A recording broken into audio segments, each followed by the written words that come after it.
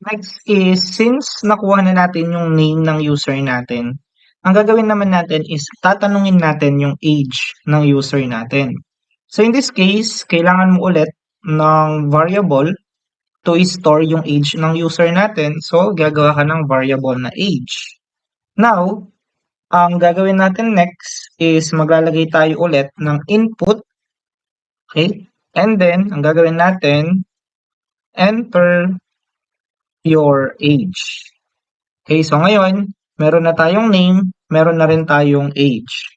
So, ang gagawin na lang natin is, ipiprint natin yung age ng user natin. So, ang gagawin natin, kakopy nyo ito, paste, okay, papalitan nyo ng age ito. So, ang sasabihin natin, your age is, yan, para i-print yung age ng user natin. So, i-run natin yung program, enter name din, yung age niya, for example, is 19. So, magkadikit sila. Okay?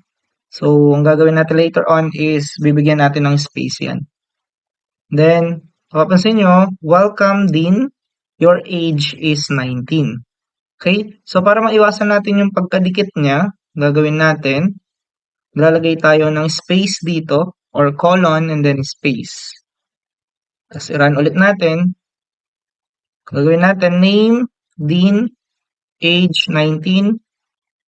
Then yun, welcome din, your age is 19. So, example ulit ito ng user input natin na nilalagay natin sa variable yung value na ini-input ng user natin.